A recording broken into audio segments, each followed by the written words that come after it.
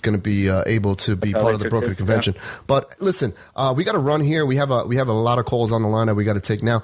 But can you give everybody your information, where they can follow you, your Twitter account, any write-ups that you have? Where can they follow you? Yeah, sure, no problem. It's at Victor Breaux, and I just basically follow any political news that's going on, and I try to find things that's not usually trending on Twitter. So you'll find other things. But it's at Victor Breaux, Breaux. Awesome. Well, listen. Thank you, Chris. I appreciate it very much. Don't be a stranger, man. You can come on whenever you like. Absolutely. Thank you, sir. You got it. Bye-bye.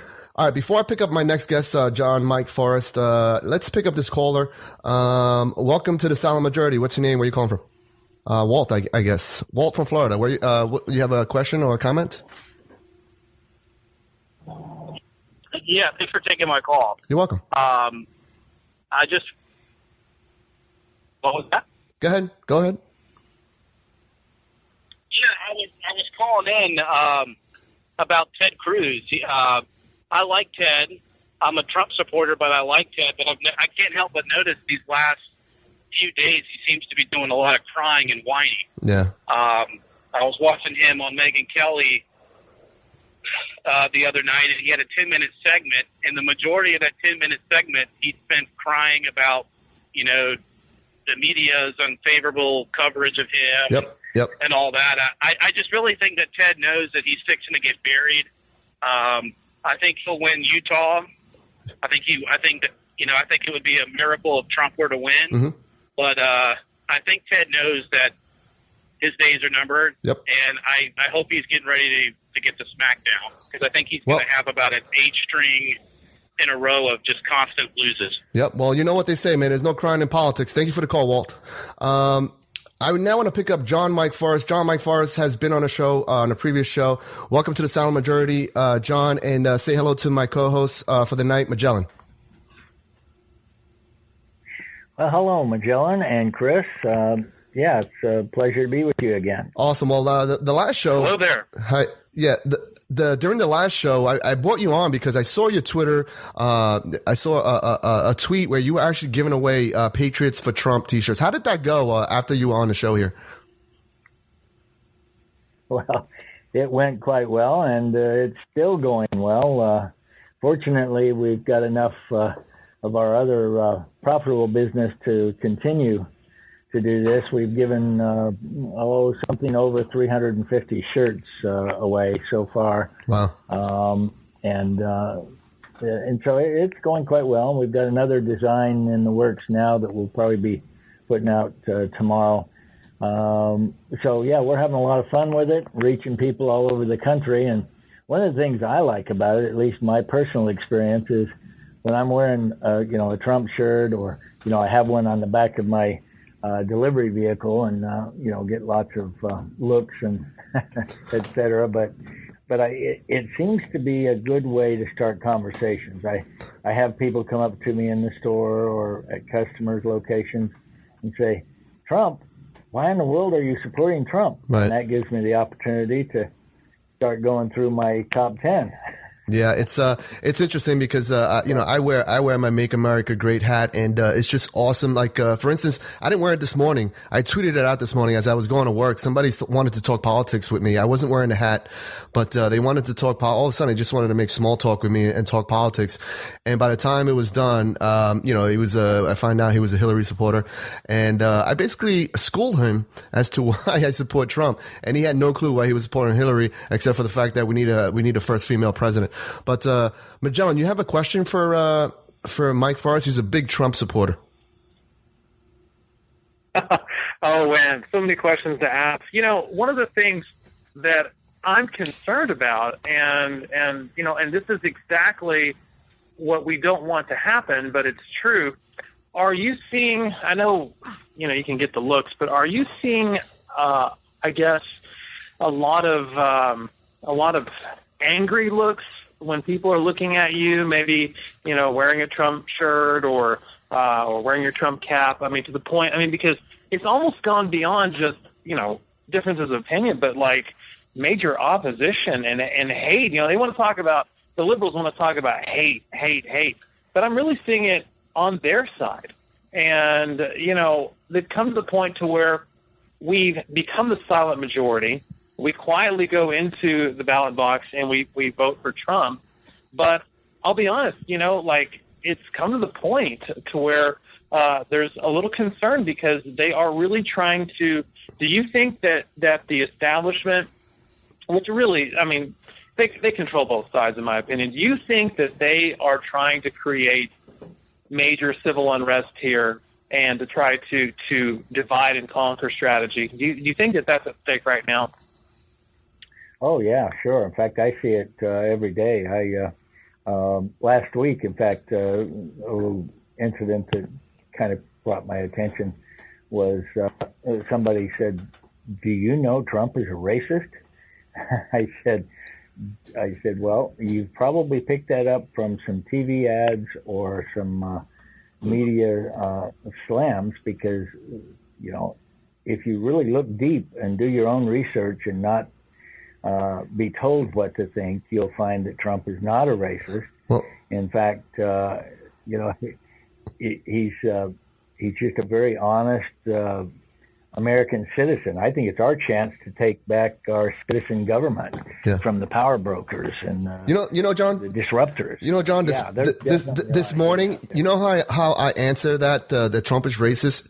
I answered that this morning because I know it by heart now. I'll say it in my sleep. I tell people, how can Donald Trump be racist if all he wants to do is protect the American sovereignty and the American citizens that live within this country? And then I asked them, what are American citizens, what do they consist of? They consist of Mexicans, Puerto Ricans, Italians, Germans, Russians. So if protecting the sovereignty in our borders is racist, so be it. Call me a racist. Because that's all he said, basically, that he wanted to protect, he wanted to enforce the laws. Why is that racist? How is that racist? How is it racist that you want to prevent Muslims from coming in from countries that might have infiltration of ISIS? How is that racist? That is protecting, that is doing the number one job that the president is supposed to do, and that is protecting citizens. That's all that's about. That is not racist. But it shows their ignorance. That's exactly what it is. It shows their ignorance and how they do not try to educate themselves. When he makes statements like, we want to make sure, at least for a time, that we kind of watch the Muslim immigration, and people immediately say racist when a Muslim is a person who practices Islam. Muslim is not a particular race. There are white people, there are brown people, there are Middle Eastern people that practice Islam. Yeah. And the same is true of the United States of America. When we talk about nationalism and sovereignty, he's talking about protecting, like you said, all people, because Americans come in all shapes, sizes, colors, and everything. Exactly.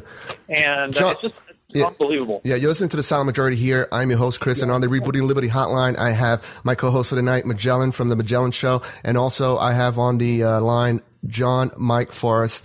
John, how do you feel about that?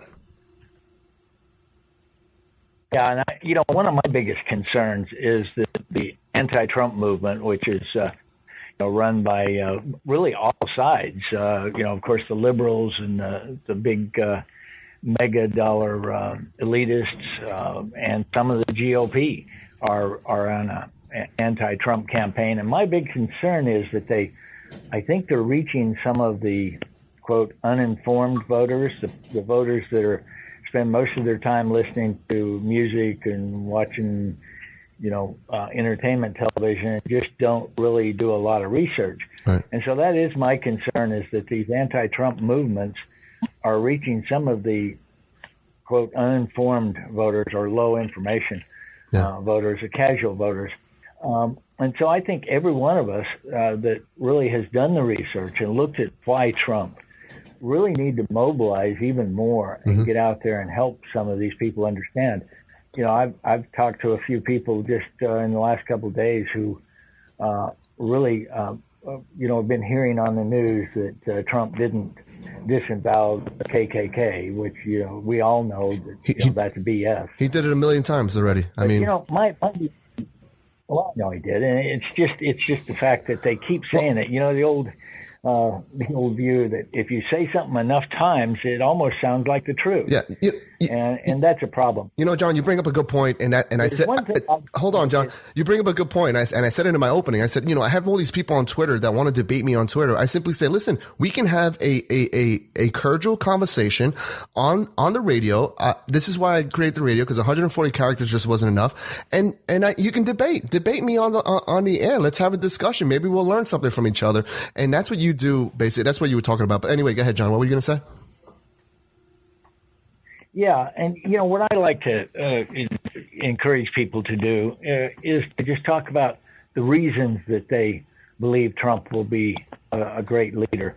And one of my top reasons is, I like to judge people by their actions, not what they say. Right.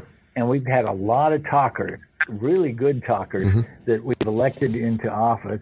We gave the GOP the majority in both houses, and they gave Obama everything he asked for. Yep.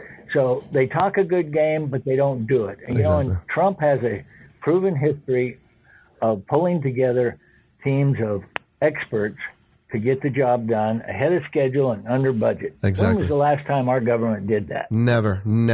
That's why I said the government. That's what I'm saying. We need a CEO to correct this mess. If the United States was a business, I know I've said this before when you were on the show with me, John.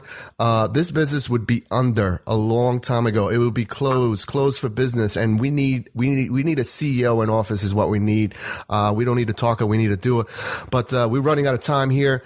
John, I want you to give everybody the website of your T-shirt company. It's a family-owned business. It's awesome, guys. People support small business.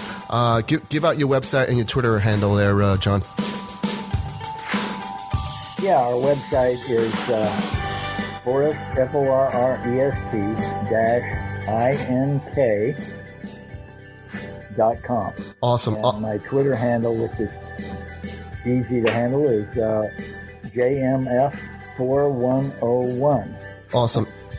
And there's a cute story behind the 4101. I'm a newbie to social media. I got on Twitter last October just to get my voice out about our political issues, and it's been a lot of fun. And I awesome. think I've done a little bit of good. Awesome. And I want to thank my co-host for the night, Magellan from the Magellan Show. Give out all your information. Where can people go and catch your show? Absolutely. Okay, here's what you can do. You can go to Spreaker.com/Real Magellan, and we have broadcast twice a week. So you can get the download there, the podcast via Spreaker. You can also follow us on Twitter at Real Magellan, and we're actually launching a YouTube as well. Awesome. We're just now kind of getting that rolling. So I'll be kind of ranting a little bit on YouTube, and let me get that out to you for you guys. Quickly. We're running out of time here. Getting rolling there. On YouTube, just go to Freedom Liberty Radio, and that's on YouTube. Awesome. Well, thank you for listening. I want to thank everybody for listening to the Silent Majority here on New Media Patriot Radio. I want to thank all the callers, and also if you want to follow me on Twitter at ThePatriot143 or at NMP Radio. Also, visit our website, newmediapatriotradio.com. And if you want to get your name heard and be a guest on the show, simply email us at newmediapatriot@gmail.com. And in the words of Ronald Reagan, it's time for choosing. So long, everybody.